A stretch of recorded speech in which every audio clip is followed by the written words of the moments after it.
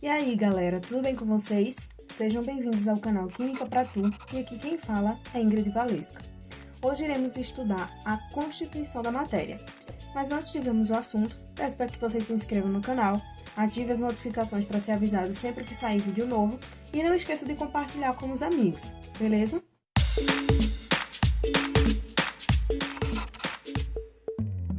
A constituição da matéria. Para começarmos a ver, nós vamos falar um pouco também da história da química e das suas raízes históricas.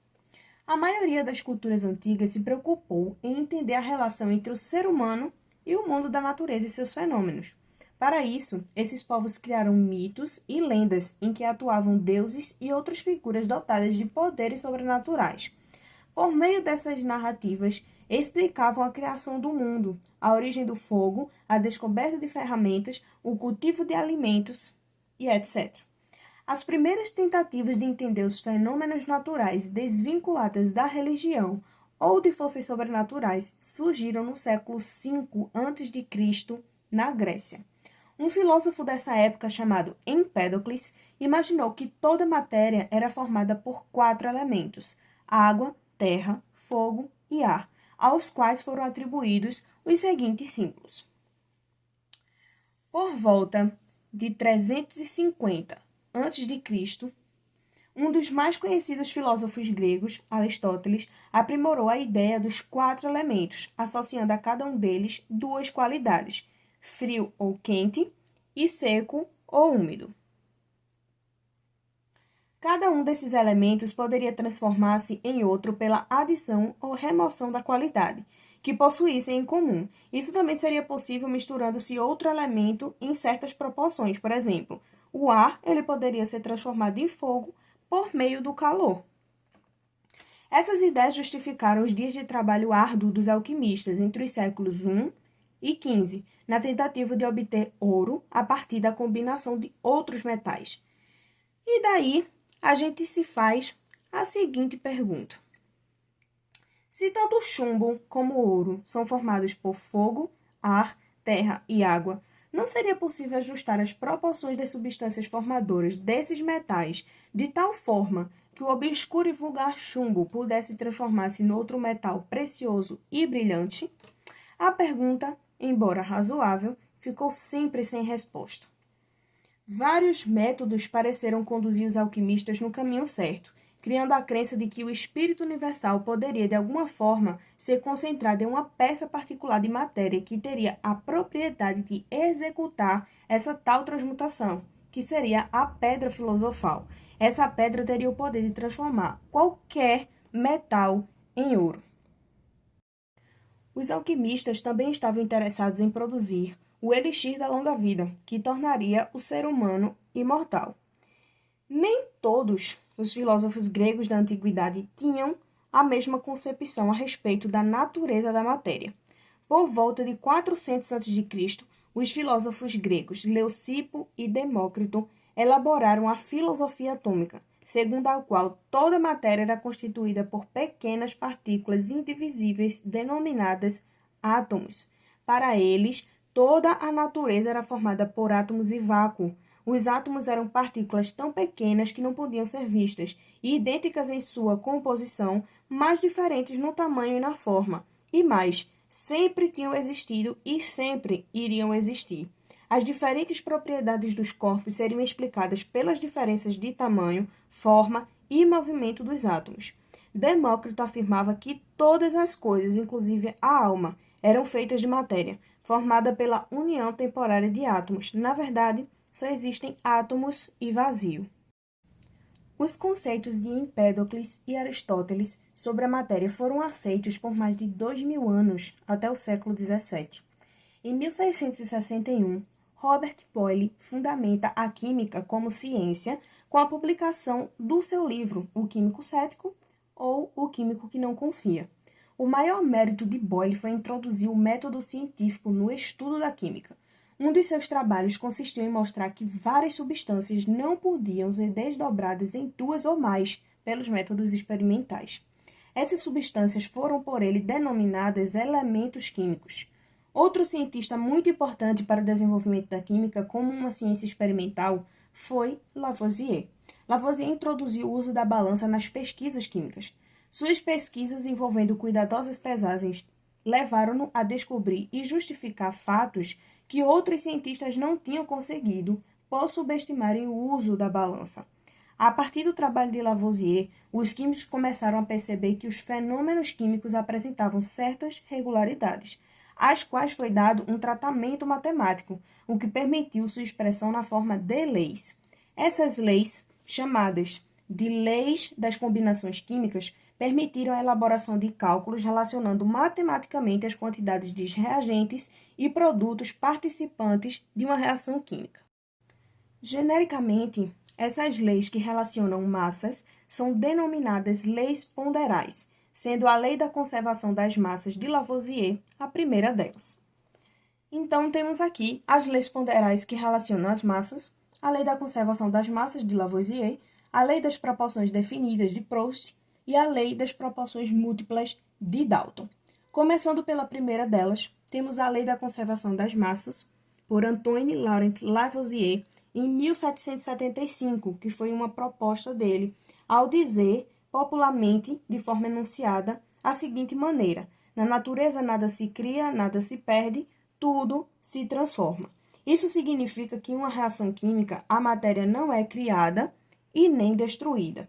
A lei da conservação foi proposta por Lavoisier após a realização, em 1773, do seguinte experimento. Colocou em um frasco uma quantidade do metal mercúrio e, após fechá-lo hermeticamente, determinou sua massa. A seguir, esse sistema fechado foi colocado em um forno de alta temperatura. Após certo tempo, esse frasco foi pesado novamente, apresentando a mesma massa. Porém, o mercúrio havia reagido com o gás oxigênio do ar contido no frasco, formando uma nova substância, sendo ela o óxido de mercúrio. Esse experimento pode ser representado pela equação que eu vou mostrar a vocês. É o mercúrio prateado mais o oxigênio, que é incolor, que reagindo através da forma de aquecimento no forno, forma o óxido de mercúrio, que é vermelho. Então, a massa do produto, que for o óxido de mercúrio obtida, é a mesma que a massa dos reagentes, que é o mercúrio mais o oxigênio.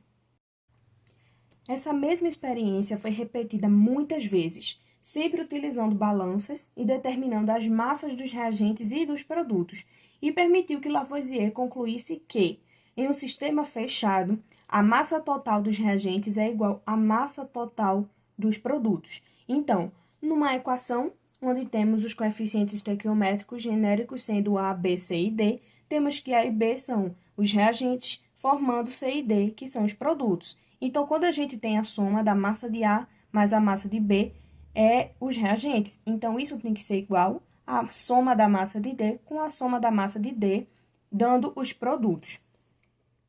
E agora eu deixo uma fotografia com vocês, mostrando a validade da lei de Lavoisier na obtenção do sulfeto de prata, que é o produto, a partir de prata e enxofre, que são os reagentes.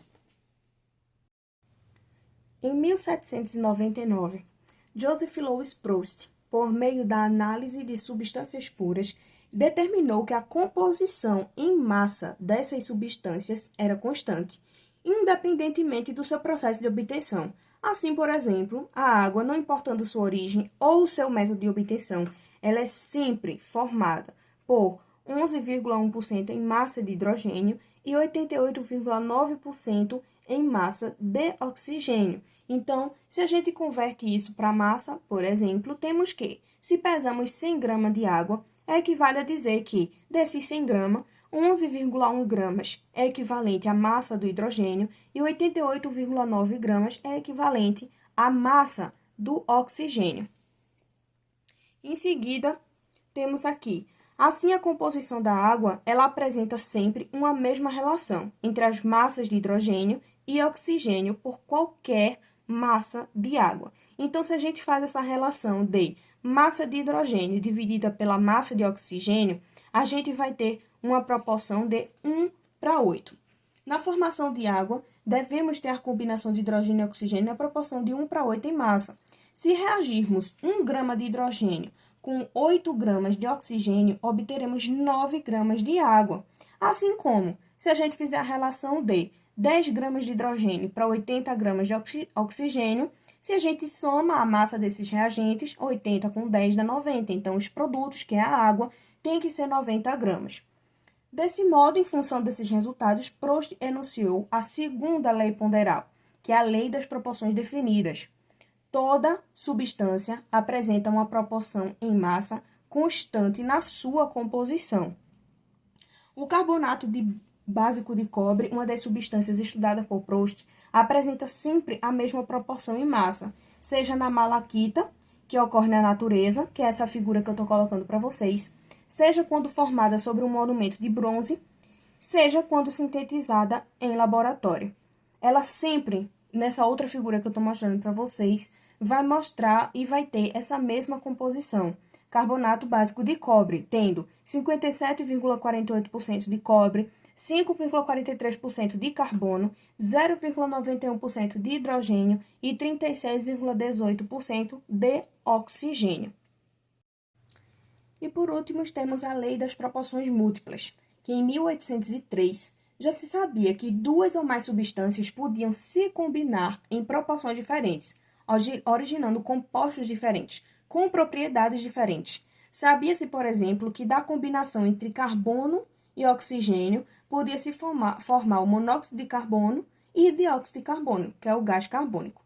Naquela época, Dalton descobriu que, ao fixar a quantidade de uma substância nesses compostos, as massas de outra substância apresentariam entre si uma relação de números inteiros e pequenos. Vamos estudar os compostos obtidos da combinação entre carbono e oxigênio, mostrada aqui abaixo. Temos que 16 gramas é a massa de oxigênio consumida no experimento A e 32 gramas é a massa consumida no experimento B. A relação entre eles é igual a, se a gente fizer a relação da massa de oxigênio do experimento A, que é 16, dividido pela massa de oxigênio do experimento B, que é 32, a gente vai ter uma proporção de 1 para 2. Então, Dalton enunciou suas descobertas com o nome de Lei das Proporções Definidas. Quando uma massa fixa, M, de uma substância A, se combina com massas diferentes, M1 ou M2, de uma substância B, originando substâncias diferentes, as massas de B apresentam entre si uma relação expressa por números inteiros e pequenos. Então é isso, galera, a aula de hoje. Deixa aí nos comentários se você gostou da aula ou do vídeo, o que é que pode acrescentar, quais são as próximas aulas que vocês desejam ver. Clica no like para ajudar. Não esqueçam de me seguir também nas redes sociais. Tchauzinho e até a próxima!